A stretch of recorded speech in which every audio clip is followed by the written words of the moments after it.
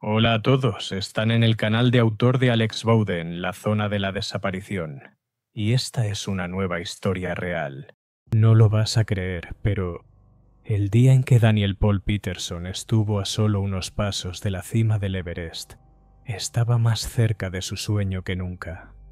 Pero fue justamente entonces cuando ocurrió algo para lo que nadie estaba preparado. Piénsalo. Decenas de alpinistas, un sendero angosto y apenas unas pocas horas de buen clima para llegar. Un solo paso en falso. Y la ruta cambia para siempre.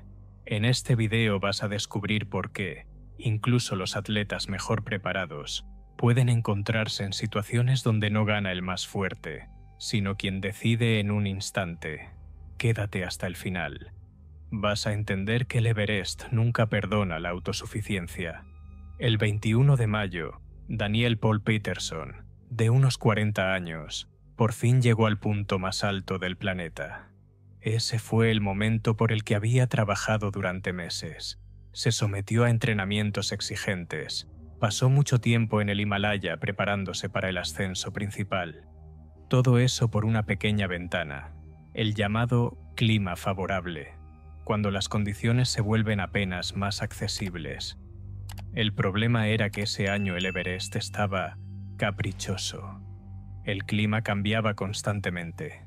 Algunos alpinistas intentaban avanzar en esos breves momentos de calma, enfrentando condiciones complicadas. Otros se rendían y se marchaban. Pero Daniel era de los que saben esperar. No quería arriesgar a ciegas. Ya el 7 de mayo, escribía en redes sociales que confiaba en que tendría su oportunidad. El momento exacto para subir y bajar con seguridad. Para él, no era solo una meta deportiva. Había detrás un año entero de preparación, grandes inversiones, físicas y emocionales. Y al fin, el momento llegó. Se unió a un grupo de 15 personas. La expedición estaba liderada por el equipo experimentado de 8K Expeditions. A Daniel lo acompañaba un joven Sherpa llamado Pas Tenji, un chico de solo 23 años, pero con varias cumbres del Everest en su historial. Todo avanzaba según el plan. Daniel estaba en excelente forma, era entrenador físico y dueño de varios gimnasios en el Reino Unido, así que estaba preparado físicamente. A las 4:40 de la mañana, el 21 de mayo, alcanzó la cima. Ese era el punto con el que siempre había soñado. Pero cualquiera que haya estado en la montaña sabe, bajar es tan importante como subir. El verdadero reto es regresar. A las 7 de la mañana comenzaron el descenso. El clima era claro, se sentían bien, todo iba tranquilo. Pero en el Everest no se puede bajar la guardia, ni siquiera con las mejores condiciones. Durante la bajada, entre la cumbre sur y el escalón Hillary, el avance se volvió lento. Es un tramo angosto, complicado, que atraviesa una pendiente pronunciada. Allí se formó una gran fila. Según testigos, había hasta 50 personas en ese punto al mismo tiempo. Todos esperaban con paciencia su turno para cruzar ese pasaje tan exigente. Avanzaban por una sección estrecha del sendero, cubierta de hielo. Todo parecía tranquilo, una huella nevada, colgada en lo alto del mundo, y el silencio habitual de la montaña. Pero todo cambió en un instante. La cornisa de hielo sobre la que estaba el grupo cedió inesperadamente. Algo crujió bajo los pies, y una parte del terreno se vino abajo. Todo ocurrió tan rápido que nadie alcanzó a entender qué estaba pasando. Algunos de los alpinistas estaban asegurados con una cuerda de seguridad, y eso fue lo que les salvó de caer. Se aferraron con suerte al lugar. Pero Daniel y Tenji estaban un poco más alejados, fuera del área de protección. Los testigos dijeron después que todo sucedió en cuestión de segundos. Simplemente. De repente una sección del terreno perdió su soporte. Las razones pueden ser muchas. Tal vez fue por la cantidad de personas reunidas al mismo tiempo en un solo punto. O quizás por los recientes cambios en el clima. El hielo pudo haberse vuelto inestable y el peso demasiado grande. Es casi imposible saber qué fue exactamente lo que provocó el colapso. A veces esas secciones aguantan durante años y luego, sin previo aviso, se vienen abajo. Todo pasó demasiado rápido. La gente ni siquiera tuvo tiempo de usar el equipo o asegurarse. Los que estaban cerca de las cuerdas lograron reaccionar a tiempo, pero Daniel y su compañero ya se encontraban más abajo que el grupo principal.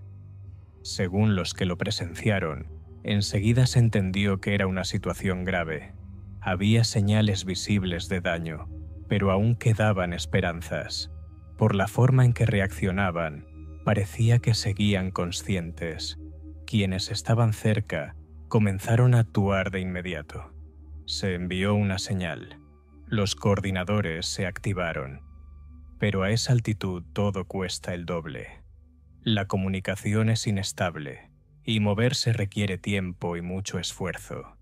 Incluso cuando los amigos de Daniel en el Reino Unido organizaron una colecta para acelerar el rescate, no fue fácil poner en marcha la ayuda. Los minutos se volvieron eternos. Pasaron las horas y luego los días. En algún momento quedó claro que no sería posible regresar de inmediato al punto de la caída. Casi 2 días después, los sherpas retomaron el camino para localizar con precisión el lugar del incidente. Este caso volvió a encender el debate entre los alpinistas experimentados.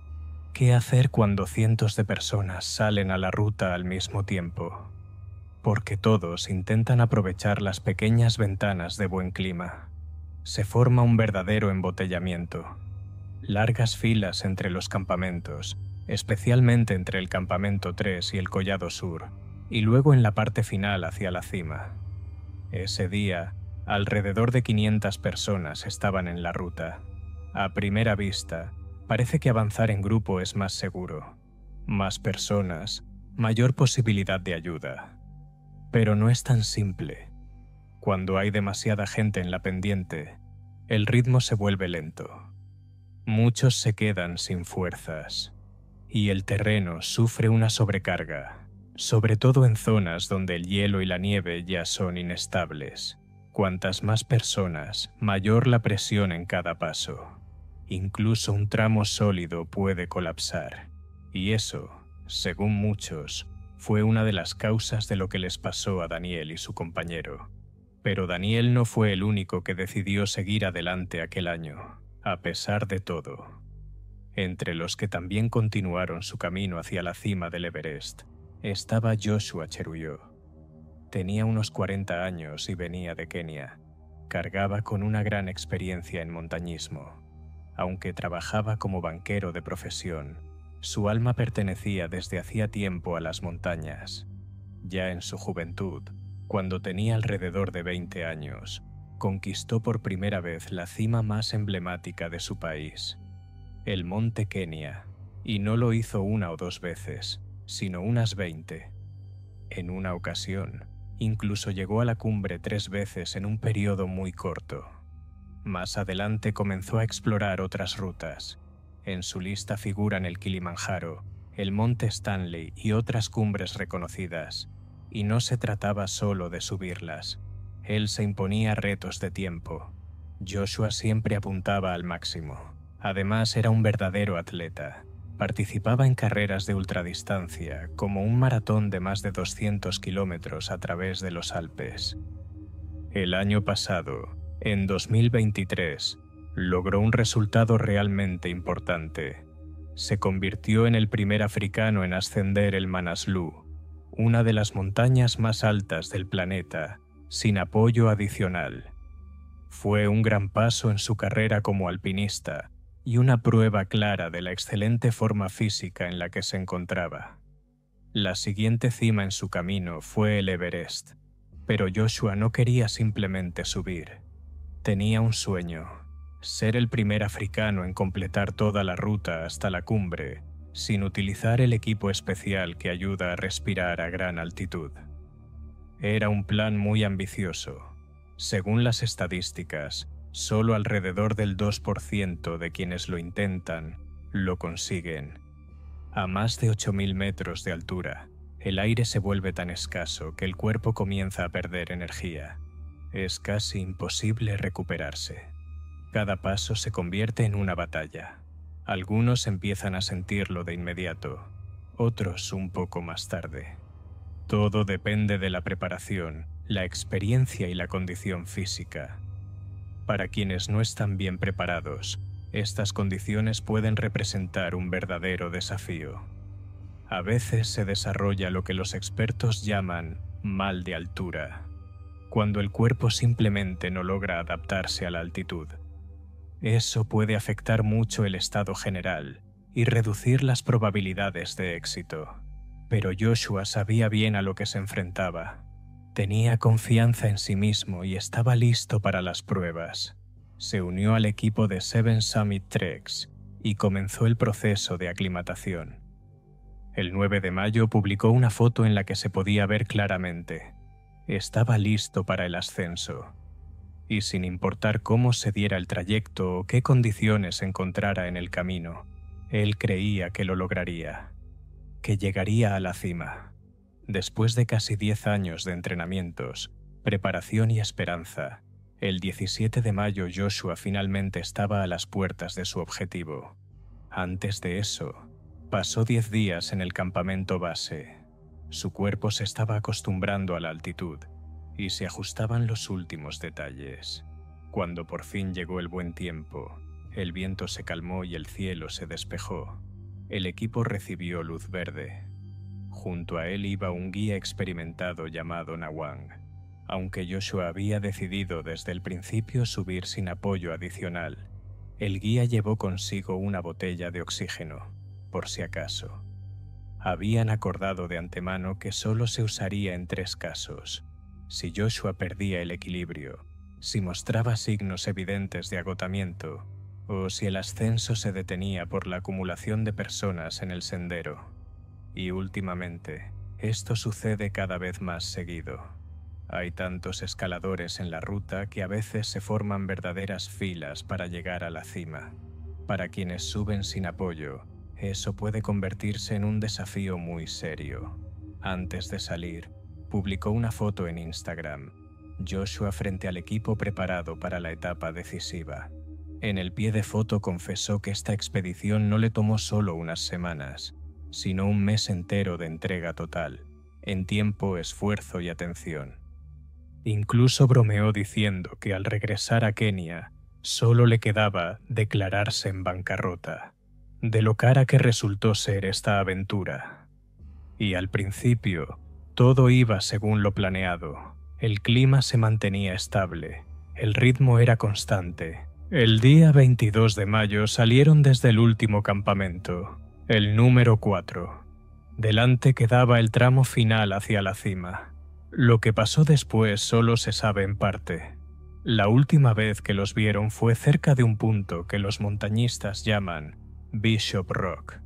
Está literalmente a unos 50 metros del final. Pero fue justo allí donde, según testigos, Joshua comenzó a mostrar señales de agotamiento extremo. Parecía perder la concentración. No respondía cuando le sugerían regresar ni aceptaba usar oxígeno, aunque eso podría haber estabilizado su estado. Uno de los guías de la empresa Seven Summit Treks contó después que el comportamiento de Joshua se volvió impredecible. Pronto se perdió el contacto tanto con él como con Nawang. Las últimas comunicaciones por radio fueron confusas y entrecortadas. En el campamento se dieron cuenta de que la situación ya no era normal. El equipo decidió enviar un grupo de apoyo, pero incluso en las mejores condiciones, eso no se logra en un par de horas. La ruta hacia la cima es exigente, y hasta los especialistas mejor preparados necesitan al menos un día entero para llegar. A veces, más. Solo habían pasado unos pocos días desde que Joshua y su guía emprendieron el ascenso. Pero pronto quedó claro que algo había salido mal. Joshua no logró regresar. Lo vieron a pocos metros de la cima, literalmente a unas cuantas decenas de metros de su objetivo. Pero Nawang, su acompañante, desapareció. Nadie volvió a verlo. A la familia le tocó tomar una decisión muy difícil. Recuperar a Joshua desde esa altitud es casi imposible. Requiere un esfuerzo inmenso, equipamiento, preparación y una inversión considerable. Pero lo más importante, puede poner en riesgo a otros escaladores. Tras muchas conversaciones, sus seres queridos tomaron una decisión muy personal y meditada: no realizar una operación especial. En una carta escribieron: no queremos poner en peligro la vida de otros. Joshua amaba las montañas. Sentía que había encontrado aquí su lugar. Que se quede donde realmente fue feliz. Esta historia volvió a poner sobre la mesa un tema del que rara vez se habla de frente: el afán por romper récords, la obsesión con lograr un resultado, cueste lo que cueste, incluso cuando ya no quedan fuerzas. Sí, la decisión siempre es personal, pero el precio puede ser demasiado alto. Lo de Joshua fue especialmente complejo, porque a su lado estaba Nawang, alguien que conocía bien la ruta y tenía la responsabilidad de velar por la seguridad. Pero sus motivaciones eran distintas. Para Todd era un logro personal. Para Nawang, parte de su trabajo profesional. Él no buscaba fama, solo cumplía con su deber. Pero aquí surge una pregunta importante. ¿Qué hacer cuando un miembro del grupo empieza a comportarse de forma inestable?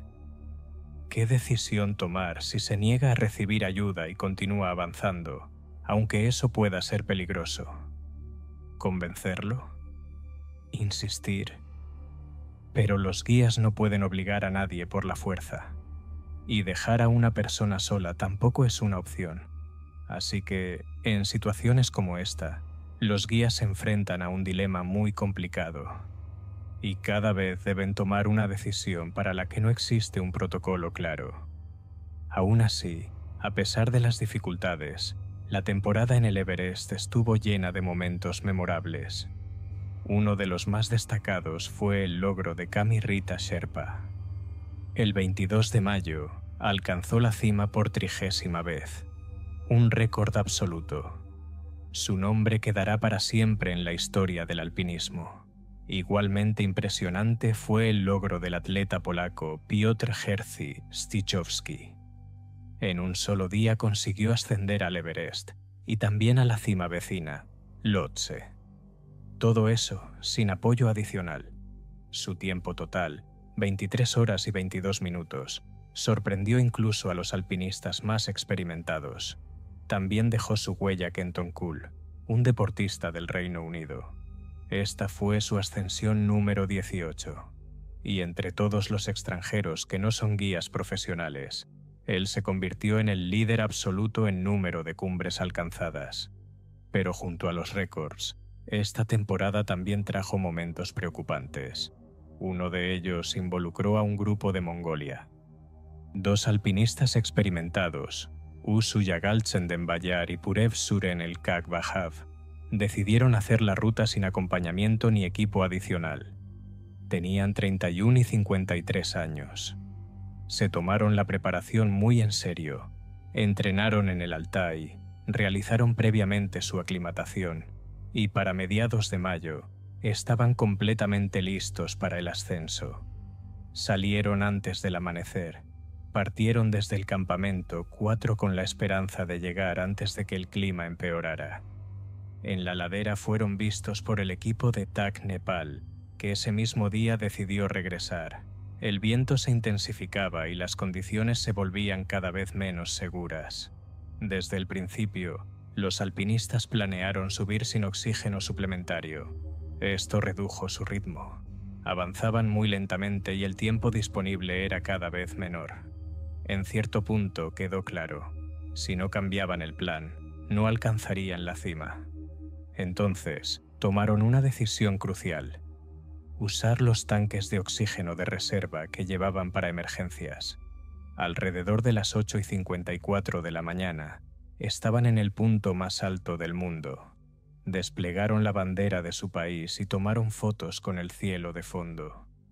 Fue un momento de verdadero orgullo. pero también un momento en el que ya no les quedaban fuerzas. Los tanques estaban casi vacíos, y quedó claro, el descenso sería extremadamente difícil, y además el clima comenzó a cambiar drásticamente. La temperatura bajó, el viento aumentó y las condiciones se volvieron críticas. A eso se sumó otro problema. Las radios habían quedado en el campamento 4. Es decir, ya no había forma de comunicarse con ellos. Cuando en la tarde del 13 de mayo se hizo evidente que los alpinistas no habían regresado, comenzaron las labores de búsqueda. Un equipo de rescate siguió su ruta, pero el avance fue lento, la pendiente era complicada y el clima seguía empeorando. Solo varios días después, se logró dar con los miembros de la expedición.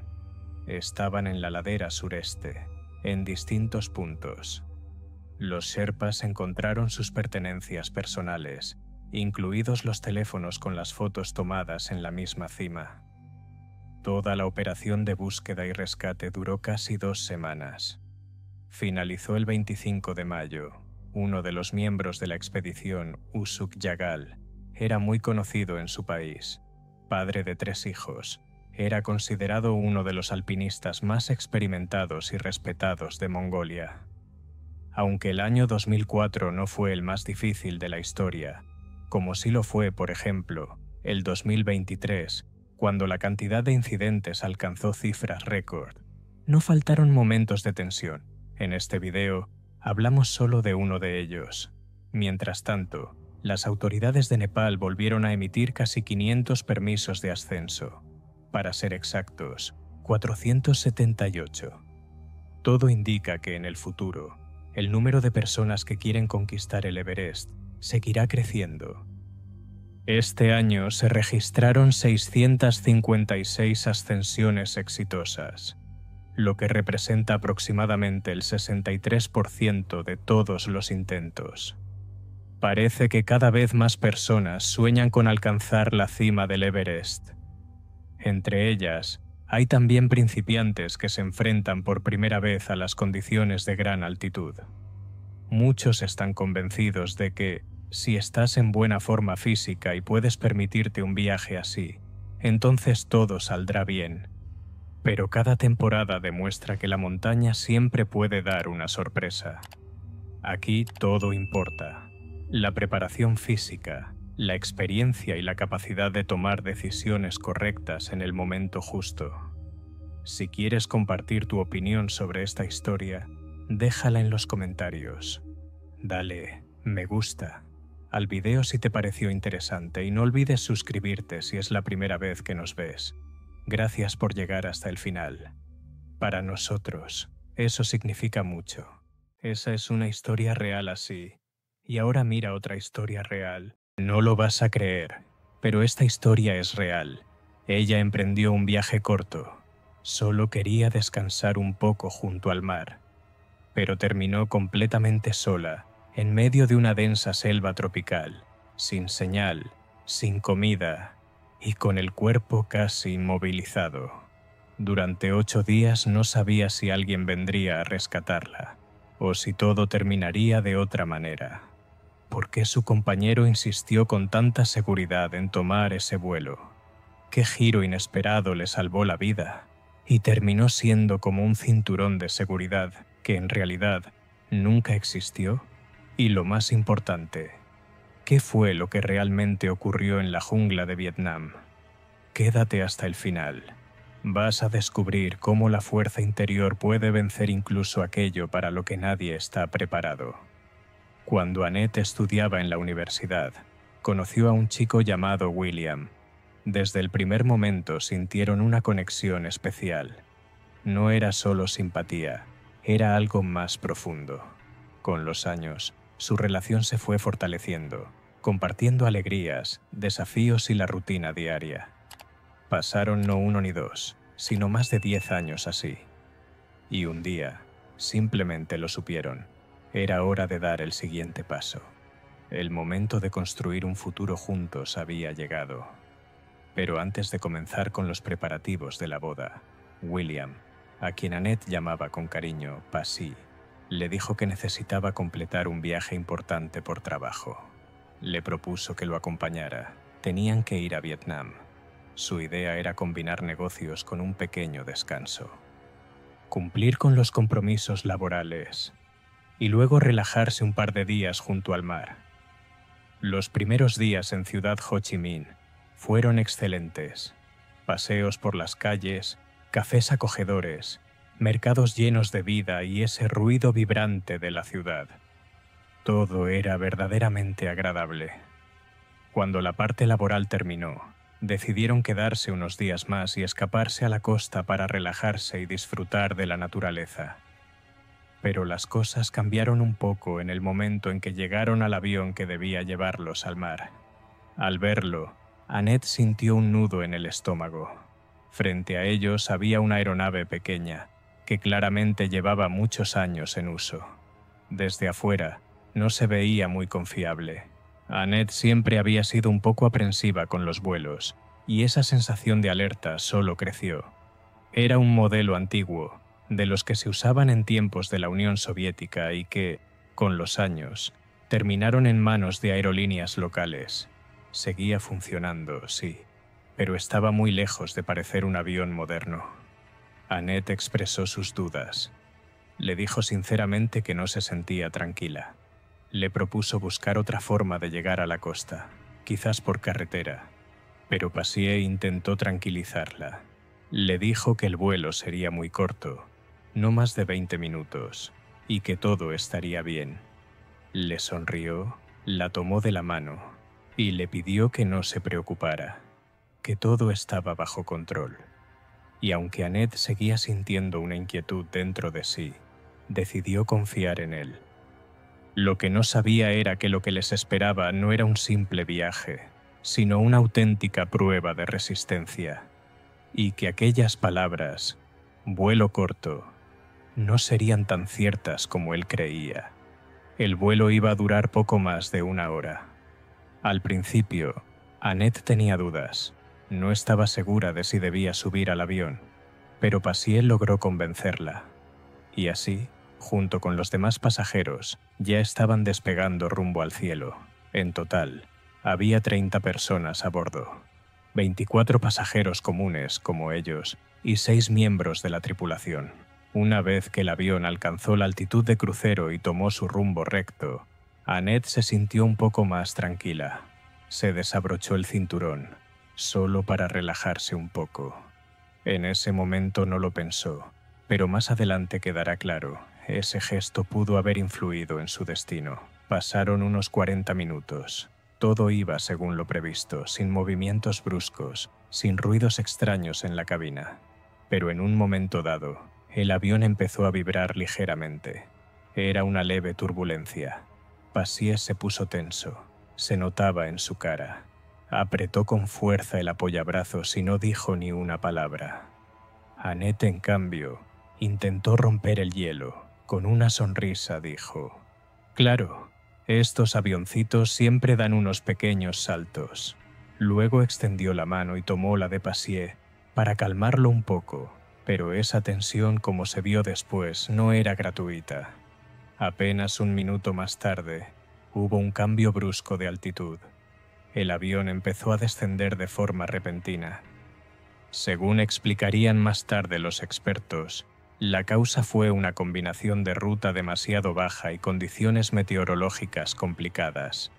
La niebla ocultó el relieve y la aeronave quedó en una situación muy delicada. Annette recuerda ese momento como si viera una escena en cámara lenta. Su cuerpo era lanzado de un lado a otro. Los movimientos se volvieron caóticos y violentos. Primero hacia arriba, luego hacia el costado y después contra el suelo. Al parecer, ella era una de las pocas personas que no llevaba el cinturón abrochado en ese instante. En algún punto, su cuerpo se deslizó bajo el asiento, y justo esa posición, según los especialistas, fue lo que la protegió de sufrir un mayor impacto cuando el fuselaje empezó a deformarse. Muchos dirían más tarde que justamente el hecho de no estar abrochada pudo haber jugado a su favor. a diferencia de otros pasajeros, cuyos cinturones impedían cualquier movimiento del cuerpo, y eso provocó un contacto directo y muy violento con la estructura del avión. Cuando Annette volvió en sí, lo primero que escuchó fueron unos sonidos extraños del exterior. Por las grietas y aberturas del fuselaje se colaban los gritos de aves, el roce de las hojas y un zumbido húmedo típico de los trópicos. El aire era denso y cálido, y todo el entorno estaba cubierto por una especie de neblina suave. No muy lejos, uno de los pasajeros no mostraba señales de actividad. Instintivamente, Annette se alejó un poco. Trató de observar a su alrededor, y entonces vio un rostro familiar. Passier. Annette todavía tiene esa imagen grabada como si hubiera pasado ayer. Él estaba sentado en su asiento, levemente inclinado hacia atrás, como si simplemente se hubiera quedado dormido. En su rostro, una sonrisa leve, casi serena. Pero en ese momento, ella aún no entendía lo que estaba pasando. Más tarde lo comprendería. El cinturón estaba demasiado ajustado, y eso pudo haber complicado las cosas. Annette fue recuperando la conciencia muy lentamente. Todo a su alrededor parecía envuelto en una niebla. Cuando por fin logró salir del avión, vio que habían quedado en una ladera, en plena vegetación tropical densa. El lugar era salvaje, una verdadera jungla. Su mente tardaba en aceptar lo que veía. No había nadie más cerca, y ella misma apenas podía moverse, por no hablar de todo lo demás. Cada movimiento le costaba un mundo. Sentía el cuerpo completamente agotado. Sabía que su organismo había sufrido una carga muy fuerte. Le resultaba difícil incorporarse, incluso mover los brazos o las piernas. Sentía que algo no estaba bien. En el pecho, cada respiración era como una lucha, como si algo le apretara el aire. Y aún así, seguía con vida. Ya eso le parecía increíble. Annette cuenta que casi no podía moverse. Su cuerpo estaba paralizado por el esfuerzo extremo. Pero incluso en ese momento, no se quedó sola. Había otra persona cerca. Alguien más, que también había logrado sobrevivir a esa situación. Un hombre originario de Vietnam, que más tarde ella supo que era socio de negocios de una de las compañías. A pesar de las dificultades que él mismo estaba enfrentando, no se perdió en el miedo y trató de apoyarla. Le hablaba con seguridad, diciéndole que la ayuda venía en camino, porque sabía exactamente a quién llamar apenas tuviera señal. Cuando se dio cuenta de que Annette se sentía incómoda por el estado de su ropa, él sacó tranquilamente un pantalón extra de su equipaje y se lo ofreció, sin decir una palabra. Solo con humanidad. Eso la ayudó un poco a centrarse. Logró cambiarse, con esfuerzo, pero pudo hacerlo. Y eso fue como un pequeño ancla para ella. Un poco de orden dentro del caos. Y lo más importante, no estaba sola. Había alguien más que también resistía. Pero pronto pasó algo para lo que no estaba preparada. Unas horas después, el hombre empeoró de repente. Perdió el conocimiento y ya no volvió a reaccionar. Ahora Annette estaba sola. Sola, en medio de una selva salvaje, con un cuerpo que casi no respondía, y en un silencio donde los sonidos de la naturaleza se volvían ensordecedores. Al principio, todavía se oían voces de otras personas, pero poco a poco todo se fue apagando. Llegó el silencio, y fue en ese momento cuando para Annette empezó otra vida. Entre la humedad y la vegetación de la jungla vietnamita, decidió intentar encender una fogata. En el bolsillo llevaba un encendedor, una costumbre del pasado que aún mantenía. Pero casi no había ramas secas alrededor. Todo lo que tocaba estaba completamente empapado. Incluso la corteza de los árboles parecía saturada de humedad. El mismo aire parecía impedirle avanzar. Denso, pesado, pegajoso. A su alrededor Ni un solo sonido, solo el susurro de las hojas y algunos ruidos esporádicos de la selva. Pero ni siquiera eso la tranquilizaba. Todo lo que pasaba le parecía irreal. Su mente estaba hecha un caos. Las cosas simples, de pronto se volvían extrañas. Algo se movió a un lado, y le pareció ver que algo se deslizaba. Tal vez un animal, o un insecto, o tal vez solo lo imaginó. En ese punto, ya no estaba segura dónde terminaba la realidad y dónde comenzaba su imaginación. Casi no sentía sus propias piernas. Permanecían inmóviles, y sobre la piel notaba pequeños movimientos, como si la fauna local comenzara a acercarse. Algo de ese entorno, algo que vivía en esos bosques. Trataba de no mirar, giraba la cabeza para no perder el control. Sabía que si se dejaba llevar por el pánico, todo podría volverse aún peor. Para no perderse en sus propios pensamientos, Annette regresaba mentalmente a casa. Imaginaba conversaciones con su madre, como si caminaran juntas, cerca. Recordaba la oficina, a sus compañeros, los momentos cotidianos de su vida. Esos recuerdos se convirtieron en su punto de apoyo. Le ayudaban a mantenerse firme y no caer en un estado del que ya no sería fácil salir. Así es como ella lo cuenta. Tomé una decisión. Darme exactamente 7 días para esperar ayuda. Una semana. Si en ese tiempo no aparecía nadie, al 8.º día intentaría salir por mi cuenta. Llegar hasta la vía del tren. Al menos intentarlo. Necesitaba sentir que aún podía influir en algo. Tener un mínimo de control en una situación donde ya casi nada dependía de mí. Annette entendió que buscar comida no era una opción. No tenía fuerzas ni manera. Pero no perdió lo más importante, su fuerza interior. La mantenía viva la esperanza. Respirar se volvía cada vez más difícil. Cada inhalación era un esfuerzo. Algo no funcionaba bien en su cuerpo, pero incluso en ese estado, logró concentrarse y hacer un plan claro. Para no sobrecargarse, lo dividió en pasos sencillos, una pequeña tarea tras otra. Así era más fácil no rendirse ni dejarse vencer por la desesperación. Sabía que una persona puede sobrevivir bastante tiempo sin comida, pero sin agua, la historia es otra. Y entonces, Annette vio cerca de ella un pedazo del fuselaje del avión. De ahí sobresalía un material parecido a una esponja, algo así como tela técnica o aislante. Y tuvo una idea. ¿Y si eso podía absorber la humedad de la lluvia? No podía ponerse de pie. No tenía fuerzas. Entonces empezó a avanzar arrastrándose con los codos, empujándose con las manos. Lento, con pausas, pero con determinación.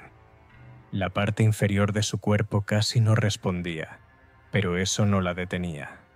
Más tarde, los especialistas dirían que su cuerpo presentaba fuertes moretones y raspones, pero Annette seguía luchando.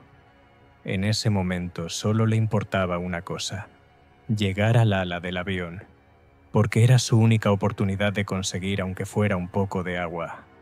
Varias veces en el camino las fuerzas simplemente la abandonaron.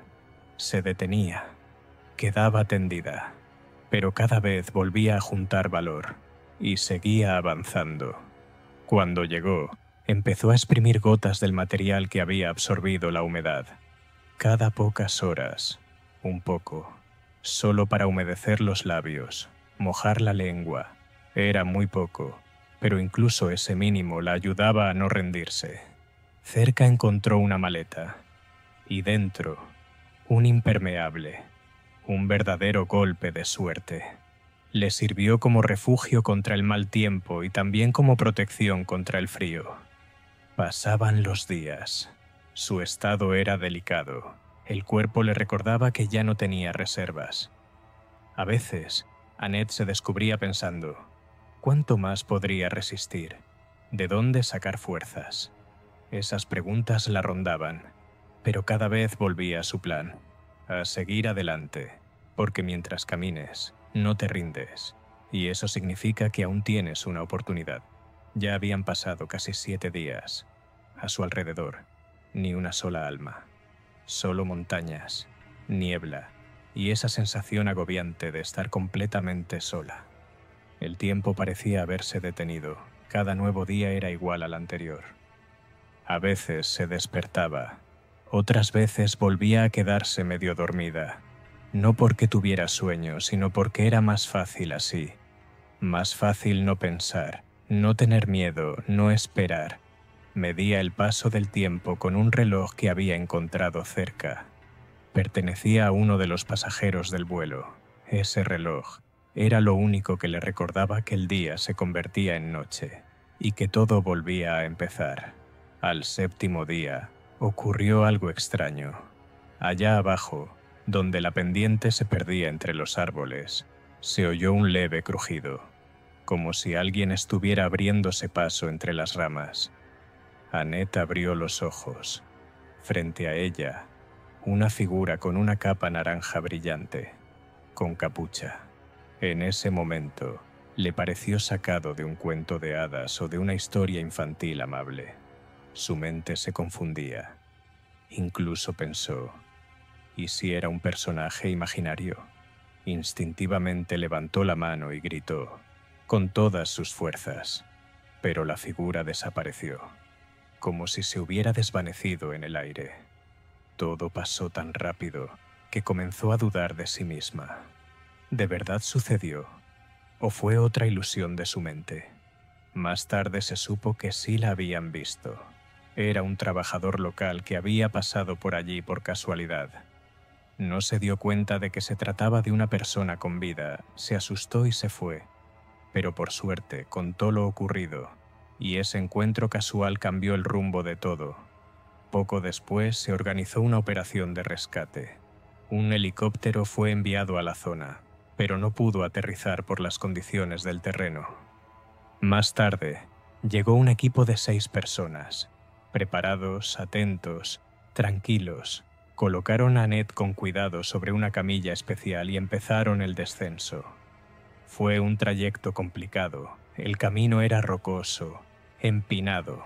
Cada movimiento dolía, pero el equipo actuó con coordinación. Uno le quitó los zapatos para aliviarle el peso, otro le hablaba para distraerla. Hicieron todo lo posible para que ese camino no fuera una tortura, sino un paso hacia adelante, hacia la recuperación, hacia la vida, hacia el regreso a casa. Después la trasladaron a Ho Chi Minh y de allí a una clínica moderna en Singapur. Fue allí donde comenzó su largo proceso de recuperación. Los médicos realizaron varios procedimientos complejos y eligieron el tratamiento más adecuado para estabilizar su estado. Lo que vivió Annette es difícil de imaginar. Terminó en la selva tras un descenso brusco y un impacto al aterrizar. Pasó allí 8 días enteros, completamente aislada, sin comida ni información. Pero logró mantenerse lúcida, no perdió la voluntad y resistió. Y todo habría terminado allí, si no fuera por la confusión que surgió luego con los documentos. Se cometió un error grave. La información incorrecta provocó fallos en las listas de quienes habían regresado. Esa situación solo añadió más tensión a una historia ya de por sí complicada. Sus familiares esperaban una cosa, pero recibieron otra información. Todo eso afectó a todos los involucrados. Pasaron los años. Y en el año 2014, Annette Herfkens decidió contar su historia en un libro titulado Turbulencia, una historia real de resiliencia. En él relató con sinceridad y detalle todo lo que vivió, sin exageraciones ni adornos. Solo un testimonio honesto de una persona que logró enfrentar lo que parecía imposible. No es solo un libro sobre supervivencia. Es una historia sobre la fuerza interior, sobre la resistencia y sobre la importancia de no rendirse, incluso cuando todo a tu alrededor se desmorona. ¿Y tú qué opinas? Déjamelo en los comentarios. De verdad me interesa leer tu punto de vista. Si esta historia te tocó el corazón, dale me gusta. Eso ayuda al video a llegar a más personas y le da a otros la oportunidad de conocerla también. Y por supuesto, no olvides suscribirte al canal, si todavía no lo has hecho.